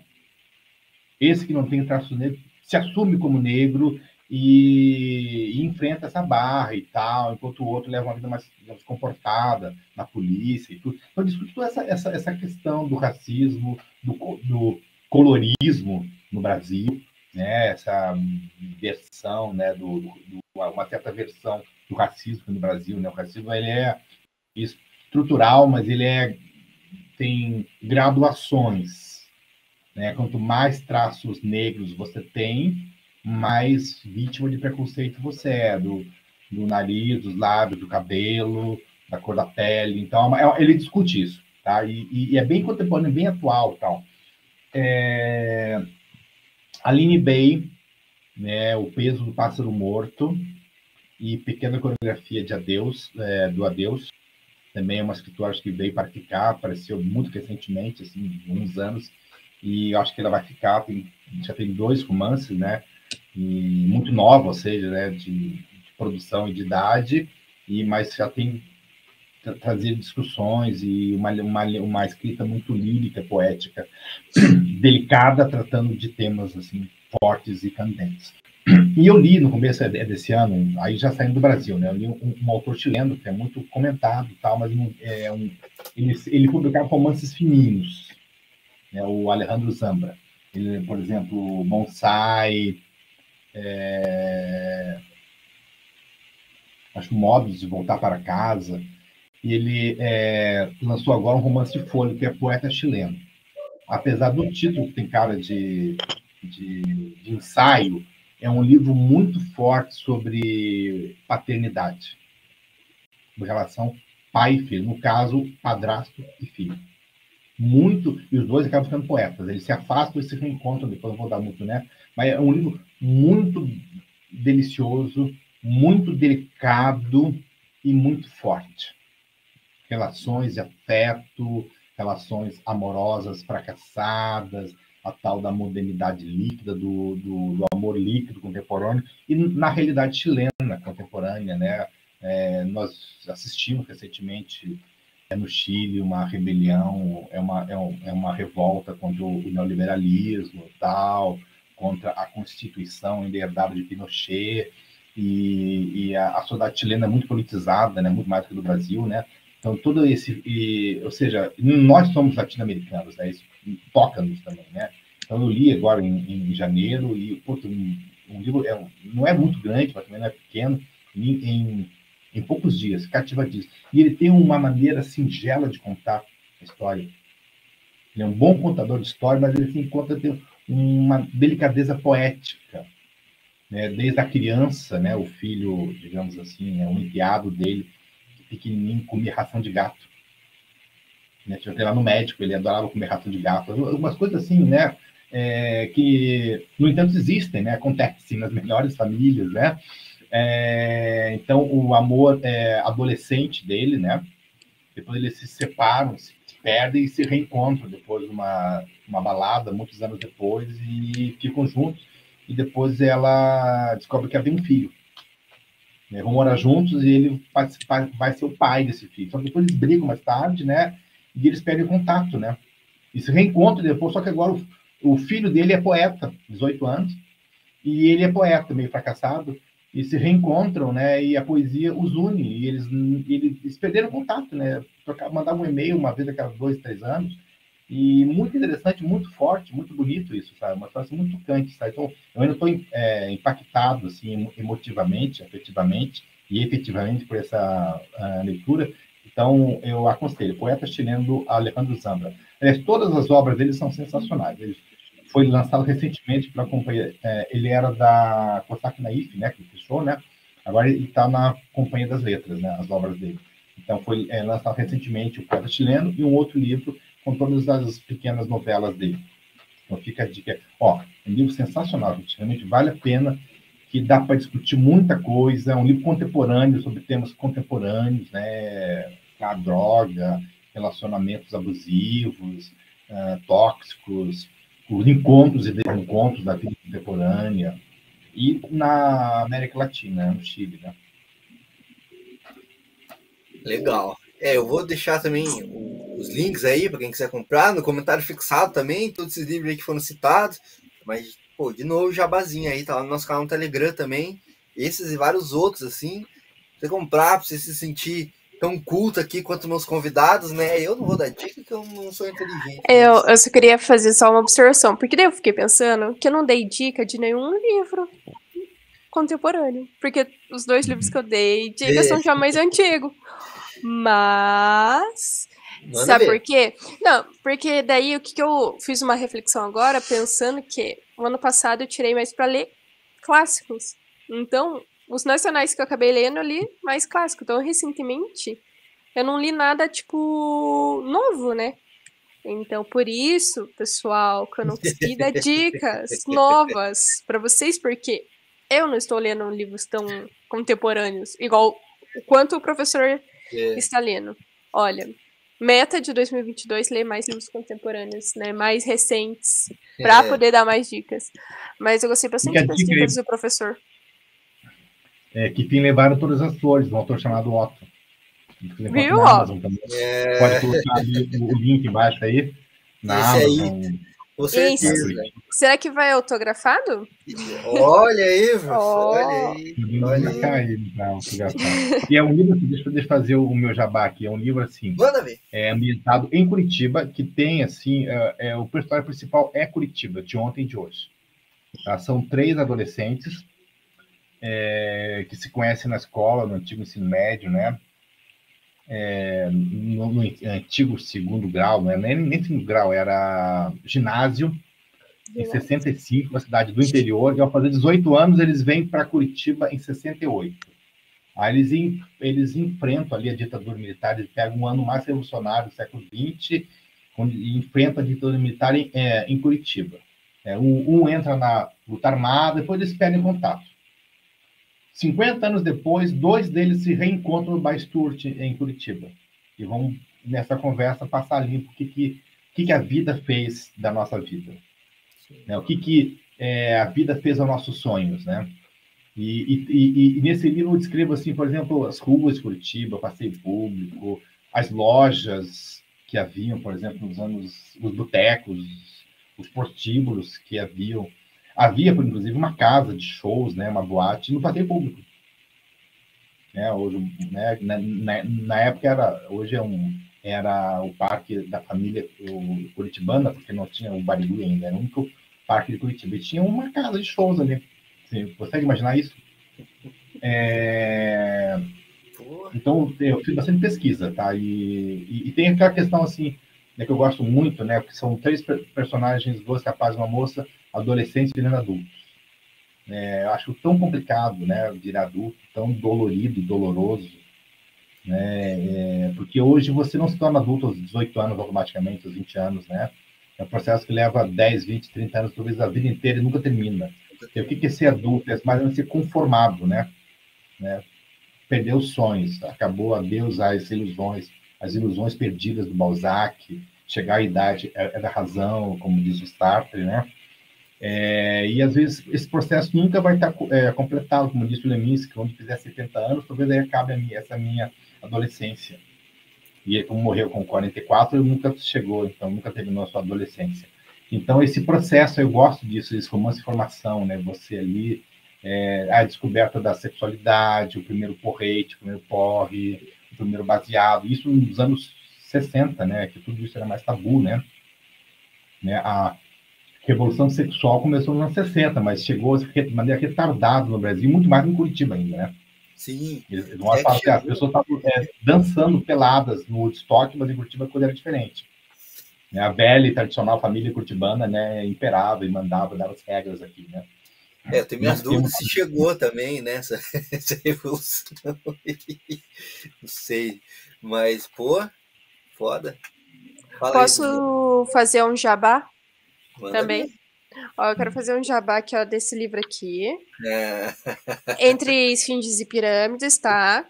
Ela é um livro de contos organizado por uma amiga minha, a Amanda Maia, tá? E também tem um conto do nosso querido amigo Valdizeira, que eu já li e vou reler esse livro aqui, ó. Que é o Valdirzeira, tá? Que se passa em Curitiba. Então, é um livro muito interessante, que é de contos. Eu só li o do Valdir ainda, né? Que eu li antes.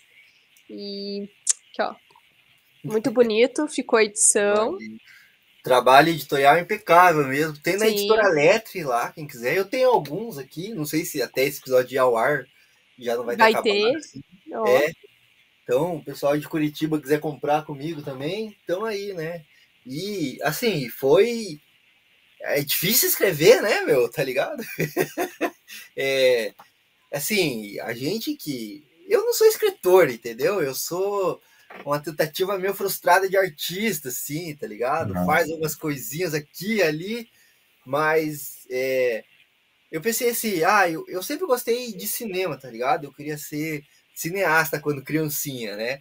E aí aquela parada também, minha adolescência não acabou ainda, tá ligado? Esse sonho tá lá guardado ainda. Mas aí eu nunca tive muito acesso, assim, eu falei, o que me resta? A palavra, tá ligado? Que é mano, posso pegar um caderno aqui e escrever, entendeu? Caneta, isso aí não precisa de muita tecnologia, né? E aí... É um pouco mais difícil conseguir grana para produzir um filme de qualidade, né? É um pouquinho mais difícil, né?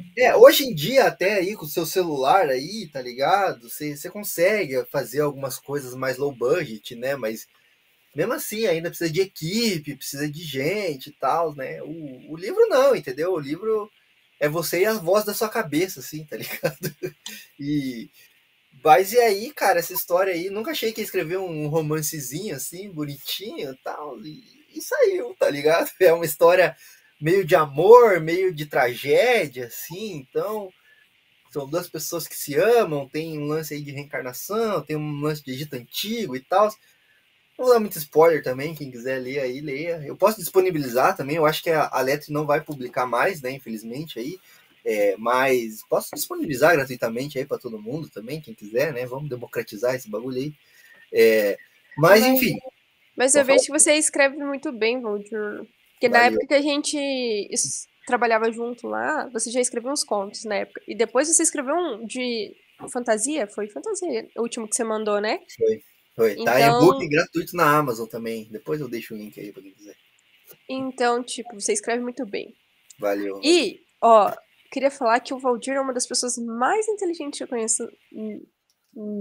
Que eu conheço. Suzana. Isso é porque você conhece 3 pessoas só, Suzana. Então, ó, das 3 pessoas que eu conheço, você é o primeiro. Daí tem o Gerald, que é muito inteligente, tá? Não, sério mesmo, o Valdir é muito inteligente e eu tinha um pouco de raiva dele, porque o professor explicava uma vez só, ele entendia e eu não entendia. E era física, né? Não, mas é isso. E ele é muito inteligente, gente, sério mesmo. E os contos dele, ele escreve muito bem, sério mesmo. E Meu Deus. Um dia você vai ficar famoso, Valdir. Tomara, eu vou falar assim, ó, ele era uma das 3 pessoas que eu conhecia. E muda o bonezinho massa, né? Olha.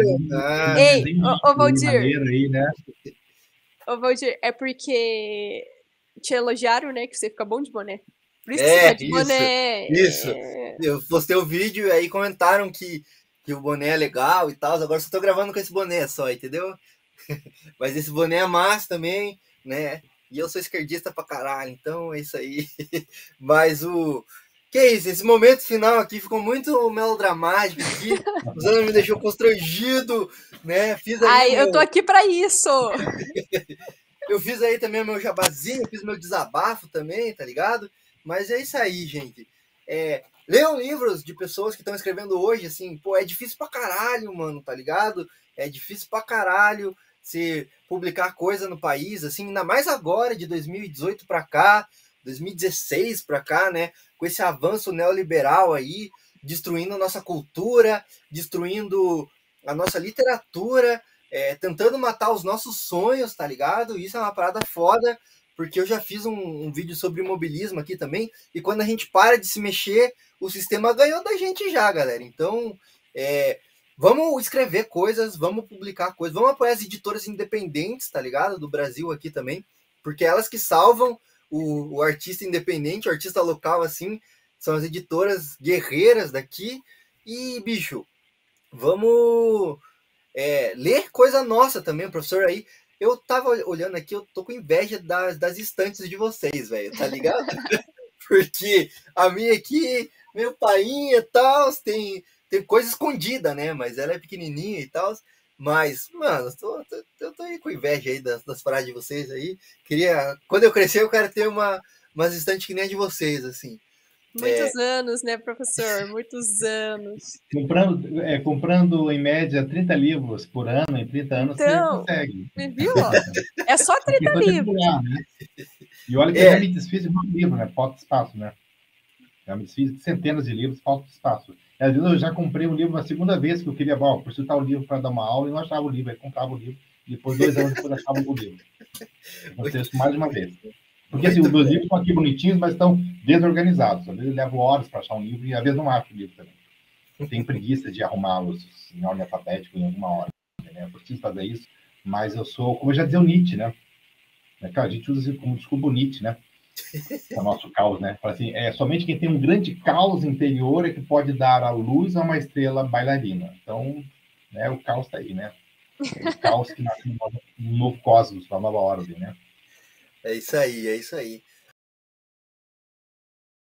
Mas, gente, agradecer vocês aí, tá? Pelo tempo, pela paciência de vocês aí, Suzana, professor. Já é a segunda vez que nós se reunimos, mais uma já pode pedir música, já tá? Na terceira Sim. Pode pedir música.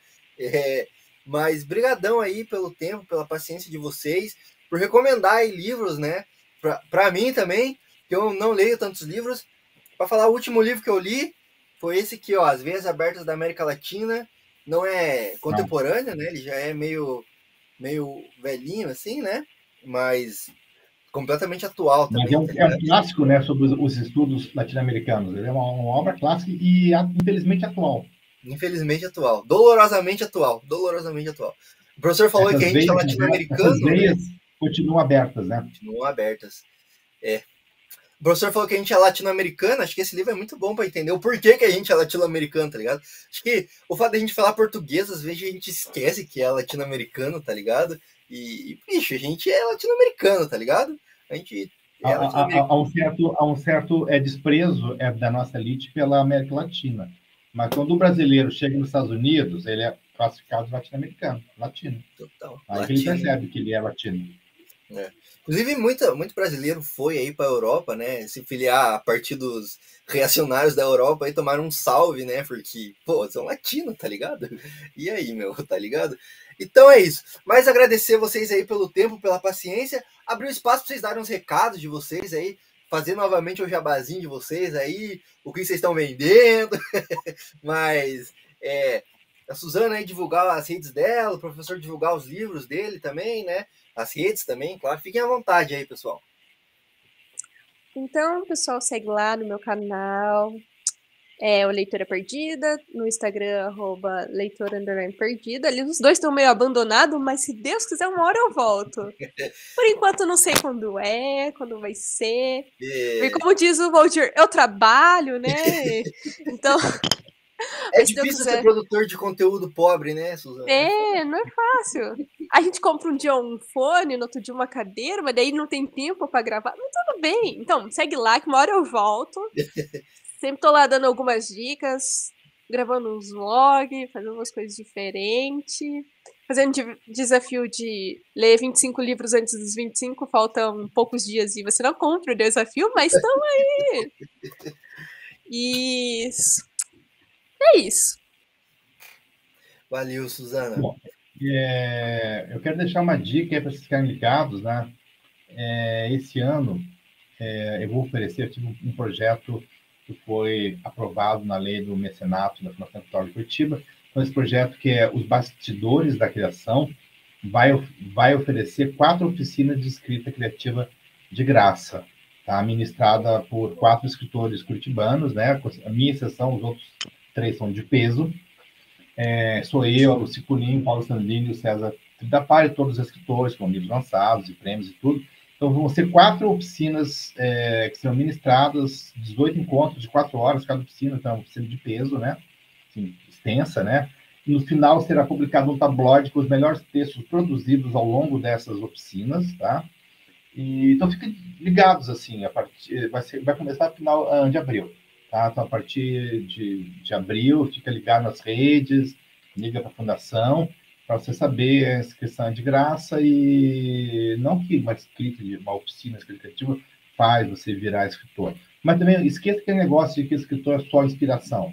Tem muito trabalho, tem muito labor, tem muito suor, né? Tem muito esforço, tá? E, por exemplo, há um certo preconceito na literatura contra oficinas, como se o escritor fosse um anjo, assim, uma pessoa que recebesse inspiração diretamente do Espírito Santo, não precisasse pegar no pesado. Porque o cineasta, né, ele sabe, ele tem que estudar, ele tem que botar a mão na massa, ele tem que saber de edição, tem um monte de coisa, tem que ler um monte de livro, tem que fazer curso de faculdade, muitas vezes. O artista plástico também, né, o pintor, o escultor também, ele não sabe, põe ali o seu guarda-posse suja de tinta, de pó de mármore, de barro, não sei o quê, põe a mão na massa, estuda materiais e formas, e o escritor, ou o músico também, né, desde o músico clássico até o músico popular, um baterista, né, fazer oficina, fazer curso e tal, fica ligado aí, um guitarrista, um violinista. Por que o escritor tem que ser folgado, achar que a inspiração vem assim? Então, uma oficina não te faz um escritor, mas dá umas dicas, dá uns toques, te ajuda, né? Pode produzir alguns insights, de repente pode até fornecer alguns atalhos, né? Aquilo que de repente você levaria, sei lá, anos para se tocar o que é um discurso indireto livre, você, numa oficina, pode te ajudar a usar o discurso indireto livre, que é quando a voz do narrador e do personagem se confundem, você pode aprender a usar, né? Mais simples, mais fácil, né? Tá? Então, tá aí a dica, os bastidores da criação. Tá? Já tem página no Instagram, e no Facebook, mas nós não começamos a divulgar ainda. Então, essas páginas estão as moscas, e nós só criamos o logo e tudo, né? Mas em breve nós iremos postar conteúdos sobre as oficinas, sobre os ministrantes, tá? E informações sobre como se inscrever. Tá? Então, inclusive, vocês dois estão convidados aí, viu, Suzana, Valdizeira aí, porque é de graça, é de grátis. Tá? E garanto a vocês, vai ser bom, vai ser divertido e vai ser bom. Tá? Escrever uma coisa gostosa, divertida. Você sofre também muitas vezes, mas assim, a arte não é necessariamente martírio, né? É também gozo. É as duas coisas juntas, gozo e martírio. Total. Eu fiquei super interessado. É cruz e glória. É isso, né? Não tem musa que vai pegar na sua mão e escrever seu livro, né, irmão? Você tem que sentar e escrever, né? Pô. Mas é isso, gente. Brigadão, então, pessoal. De novo, vou deixar o link, todos os links que vocês passaram, hein? Indicações, dicas aí no comentário fixado aqui no YouTube. Então, se você tá no Spotify, corre pro YouTube depois, já dá like, já se inscreve no canal e pega esses links aí, essas referências marotas aqui que foram passadas para vocês. E valorizem a literatura nacional, né? Tá ligado? A de ontem, a clássica, e a clássica de hoje também, que tem muita gente boa escrevendo aí, né? Então, é isso, pessoal. Obrigado aí pela presença de vocês. Beleza, valeu.